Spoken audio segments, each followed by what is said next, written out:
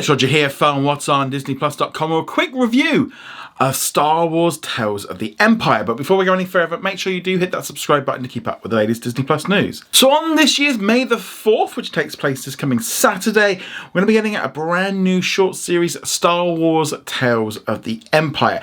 This is kind of like a follow-up to Star Wars Tales of the Jedi, which came out previously for Star Wars Day.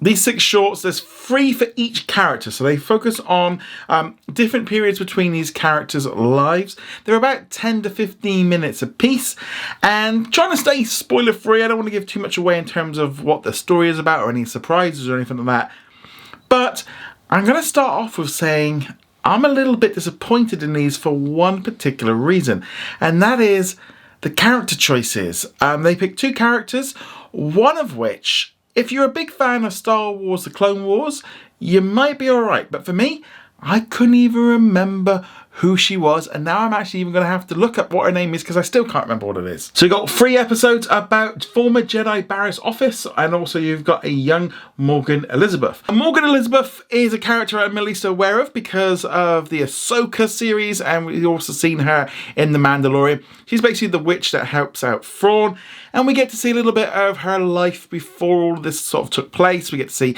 some of her origin story, how she got on in the Empire, and then kind of almost like a scene just before the events of The Mandalorian. Those are okay, but I'm not going to lie, none of these stories really make any difference.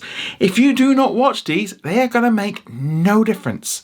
This is definitely for hardcore fans, and yeah, the other one with the Jedi, we get to see how she ends up becoming Sith, but then we end up seeing her kind of changing back due to problems within the sort of the Sith Order. Yeah, again, these episodes, they look beautiful. There's the odd little cameo here and there in there. But overall, I was a little bit disappointed because they just you've just picked 2 random characters that just didn't need these stories. This, like, when I think of the last series where it was, we saw a little bit about Ahsoka. We also had some stories as well with Count Dooku. These ones are just this Jedi, like I said, I can't even remember her name. It's still, even though, because she's just forgettable, and that it's not good. That's just, there's so many other characters which I don't know if they necessarily could have been fleshed out, but they could have just done one of these and that would have been enough for them. They could have maybe done some other characters, but I think the character selection for these ones is a big disappointment. I just don't think many people need to bother with it. If you're a big Star Wars fan, you're probably going to want to check them out. And there are some fun bits in there. There's definitely some good animation, and overall, it's a nice little bonus thing to have on Star Wars Day. But yeah, it's just tricky not getting into the story side of things as well. There's just nothing there of any importance. It's all just filling in little bits of gaps. And this is where I feel like Star Wars has kind of got into this rut of trying constantly to fill the gap between all these characters when it's just we don't need to. They're not that important. These are side characters that, they're not big important things. And yeah, I can't help but feel like this feels like, and there's probably a bit of a pet project, and maybe to the creators, they feel like they need to expand out these characters a little bit more. But in all honesty, they just aren't important. And I think that's the big problem for this.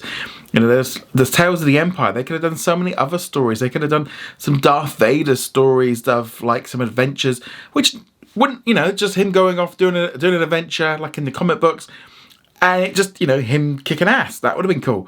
You could have something with Thrawn. Do something where it's a bit more fun rather than just kind of filling out these meaningless side characters, which I just don't think needed it. I mean, like I said, they are solid. There's nothing wrong with these ones. There's plenty there to enjoy. But I was disappointed that it could have been so much more. They are fine. I'm sure you're going to enjoy it. I didn't dislike them. I enjoyed watching them. I've watched all 6 of them. But there's no chance I'm going to go back and watch them again because there's just no point.